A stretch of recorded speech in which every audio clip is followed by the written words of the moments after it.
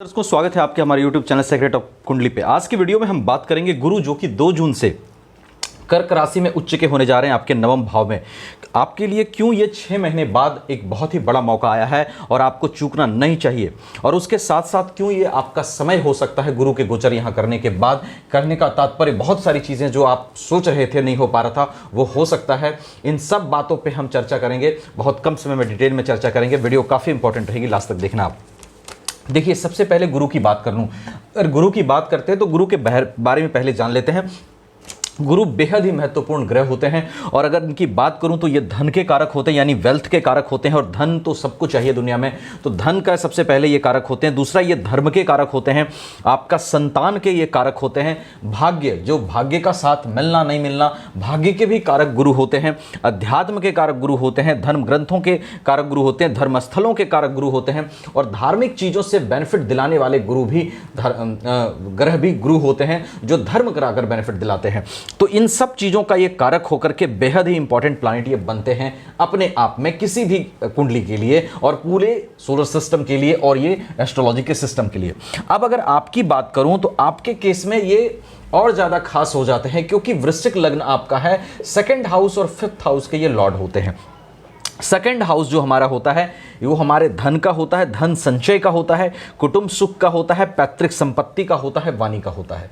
तो इन सब के लॉर्ड आपके कुंडली में ये बन जाते हैं, यानी धन आपका आना, धन का संचय होना, कुटुंब सुख की प्राप्ति होना, ये सब जो डिपार्टमेंट है इनके हाथ में है। उसके साथ साथ ये 5th हाउस के लॉर्ड होते हैं, यानी कि आपके संतान के, शिक्षा के, लव लाइफ के, और चूंकि ये ज्ञान का हाउस है और ज्ञान के सामने हमारा इनकम होता है, तो इन्वेस्टमेंट का भी कारक ये जो इन्वेस्टमेंट की भी स्थिति हम यहाँ 5th हाउस से देखते हैं, इन्वेस्टमेंट से लाभ की स्थिति भी हम 5th हाउस से देखते हैं। तो इन सब चीजों के, चूंकि ये 2nd और 5th हाउस के लॉर्ड हैं, इन सब चीजों के लॉर्ड होकर के आपके लिए ये और भी ज्यादा महत्वपूर्ण ग्रह हो जाते हैं, क्योंकि आपके लिए ये बेहद ही योग कारक ग्रह बन जाते हैं।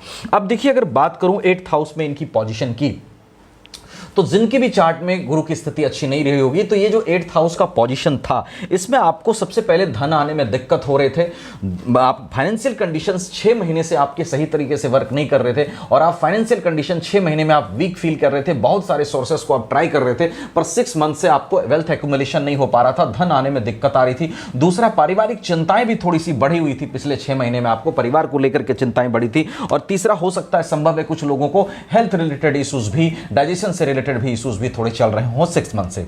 ये सब परेशानियां कार्ड्स पे थी जब ये 8th हाउस में थे, स्पेशली उन लोगों के लिए जिनके जुपिटर की पोजीशन उतनी अच्छी चार्ट में नहीं रही हो।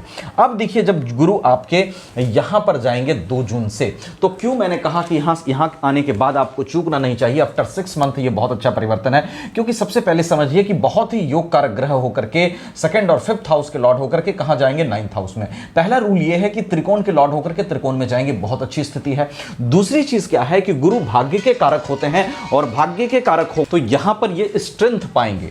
गुरु भाग्य भाव के कारक होकर के भाग्य भाव में, यानी बहुत अच्छी स्थिति भाग्य को लेकर के, और वहां ये उच्च के बैठ रहे हैं, तो सबसे पहले आपके भाग्य को ट्रिगर कर रहे हैं और आपको मौका दे रहे हैं कि 2 जून के बाद भाग्य का साथ दिलाने के लिए हम तैयार हैं। आप पुरानी चीजों को भूल करके भाग्य के प्रति आगे बढ़िए, भाग्य को सही करने के प्रति आगे बढ़िए, यानी मेहनत कीजिए। देखिए, यहां पर बैठे गुरु आपके भाग्य को प्रबल करेंगे, और भाग्य के चलते अगर काम रुका हुआ था तो उसमें रुकावटें दूर करने का काम यहां गुरु करेंगे, और भाग्य का साथ गुरु के इस प्लेसमेंट से आपको मिलता हुआ दिखाई दे रहा है। पहली चीज। दूसरी चीज, नवम भाव हमारे धर्म का भी होता है, धर्म के भाव में वहां पर गुरु हैं, धार्मिक चीजों में रुचि बढ़ाएंगे, और अगर धर्म आप पहले से किए हुए हैं तो धर्म के जो अच्छे फल हैं वो मिलने का समय भी ये गुरु की पोजीशन से होगा। तीसरा, पिता के साथ संबंधों को भी ये बेहतर करेंगे, 9th हाउस में बैठे ये गुरु। इन चीजों को ये भाव से अच्छा कर रहे हैं। उसके बाद अगर देखिए इनकी दृष्टि की बात करूं, बहुत ही इंपॉर्टेंट है कि आपके लग्न पर इनकी दृष्टि जा रही है। लग्न पर इनकी दृष्टि जाना ये बहुत ही इंपॉर्टेंट है, क्योंकि गुरु की दृष्टि में अमृत है, तो आपके व्यक्तित्व में ठहराव लाने की कोशिश करेंगे। आपको एक जो स्ट्रेस जो था, या एंजाइटी जो था, या कई चीजों को लेकर के आप कंफ्यूज थे, तो कंफ्यूजन से ये बाहर निकालने की कोशिश करेंगे। आपके डिसीजन मेकिंग को बेहतर करेंगे, और स्ट्रेस एंजाइटी को कम करके आपको जीवन में आगे बढ़ने की शक्ति देंगे। और साथ ही साथ अगर हेल्थ रिलेटेड इश्यूज था, तो हेल्थ रिलेटेड इश्यूज को खत्म करने का या उसको कम करने का चांस बनेगा, क्योंकि देखिए यहां दृष्टि है, लग्न पे दृष्टि है, तो लग्न कौन है? आप हैं, आपका शर है, आपका शरीर है, तो उसको यहां पर सुधारेंगे गुरु। दूसरे क्या है, इनकी दृष्टि सप्तम हाउस, सप्तम दृष्टि थर्ड हाउस पर पड़ेगी। पब्लिक डीलिंग में ये बेहतर करेंगे, पब्लिक के साथ अगर जुड़ के आप काम कर रहे हैं, छोटे भाई बहन से संबंधों को बेहतर करेंगे और साथ ही आपको पराक्रम करने की शक्ति देंगे, आपका एनर्जी लेवल यहां पे अच्छा करेंगे जो आवश्यक है। उसके बाद गुरु की दृष्टि कहां पड़ेगी? अपने ही हाउस फिफ्थ हाउस पर पड़ेगी। लव लाइफ को बेहतर करेंगे, लव लाइफ में आ रही परेशानियों को खत्म करेंगे, संतान के साथ आपका तालमेल बेहतर करेंगे और एजुकेशन को बढ़िया करेंगे, आपके ज्ञान को बढ़िया करेंगे। एजुकेशन में अगर आप काम कर रहे हैं तो वहां पर आपको जो है अच्छे रिजल्ट्स यहां पे मिलेगा। कहने का मतलब एजुकेशन आपका बेहतर करेंगे और एजुकेशन से रिजल्ट मिलने के चांसेस भी बेहतर होंगे, जो भी आपका टैलेंट है।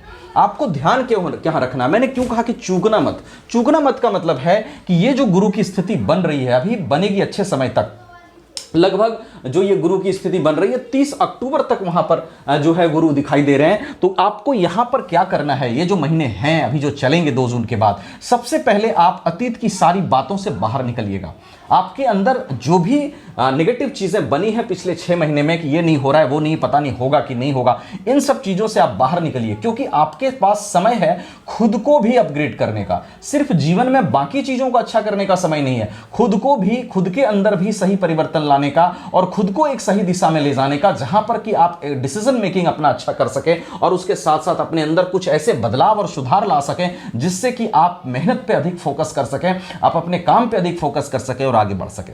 इन सब चीजों का मौका ये 6 मंथ के बाद रहेगा। आपको करना क्या है? पास्ट मेमोरी से निकलना है। देखिए, आप वृश्चिक राशि के हैं तो निश्चित रूप से उन व्यक्तियों में से हैं जिसमें इमोशंस भी बहुत टॉप लेवल पर होता है, एग्रेशन भी बहुत टॉप लेवल पर होता है, बहुत ही रहस्यमयी पर्सनालिटी होती है, अंदर बहुत सारी चीजों को आप संजोए रहते हैं और आपको हर आदमी दुनिया का नहीं समझ सकता। आपको समझना बहुत मुश्किल है जब तक आप खुद अपने दिल के सभी बातों को सामने वाले के साथ ना रख दें, और आप जब तक किसी इंसान पर पूर्ण रूप से बिलीव नहीं करते, अपने दिल की सभी बातों को उसके सामने नहीं रखते, क्योंकि आप सबसे क्लोज नहीं होते, क्योंकि आपकी पर्सनालिटी बहुत डिफरेंट होती है, जिसमें ऑनेस्टी होता है, जिसमें एक तरह का डिटर्मिनेशन होता है कि मुझे अच्छे इंसान के साथ चलना है और बुरे इंसान आपको बिल्कुल पसंद नहीं आते और उनको चेंज करने के लिए आप किसी भी लेवल पे अपने आप को रखने के लिए, जाने के लिए तैयार रहते हैं।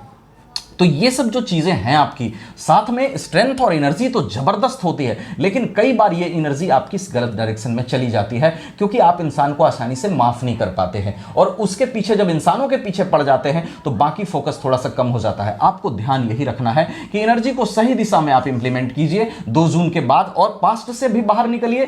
पास्ट में लोगों ने गलत किया है तो जिसने गलत किया है आप उसको इग्नोर करके जीवन में आगे बढ़िए। मैं ये नहीं कह रहा हूं कि उसको माफ कर दीजिए, माफ करना अलग चीज है, इग्नोर करना अलग चीज है, ठीक है। हमेशा एक प्रतिशोध की भावना में रहना भी एनर्जी को वेस्ट करता है। तो आपको कोशिश ये करना है कि जहां तक हो सके अपनी एनर्जी को सही डायरेक्शन में लगाएं और उसके साथ साथ पास्ट की चीजों को निकल करके आप बाहर निकल करके काम करें और जीवन में आगे बढ़ने का प्रयास करें, तो चीजें आपके लिए ज्यादा बेहतर यहां पर होगी, क्योंकि गुरु कई तरह से अपॉर्चुनिटीज को क्रिएट कर रहे हैं। और इसके साथ साथ देखिए, अगर आप वृश्चिक के हैं तो मैं एक बात और कहूंगा कि यहां पर गोचरधारित चीजों से ही सब कुछ निर्भर नहीं करता, और चैनल को भी सब्सक्राइब करना बिल्कुल मत भूलिएगा, क्योंकि मैं बहुत कम समय में आपको मोटिवेट करने की और सारी जानकारी देने की कोशिश करता हूं। तो वीडियो को लाइक शेयर करके चैनल को भी सब्सक्राइब जरूर कर लीजिएगा। उसके साथ एक बात बोलूंगा कि ये गोचर आधारित व्यवस्था से, गुरु की स्थिति से मैंने आपको चीजें बताई।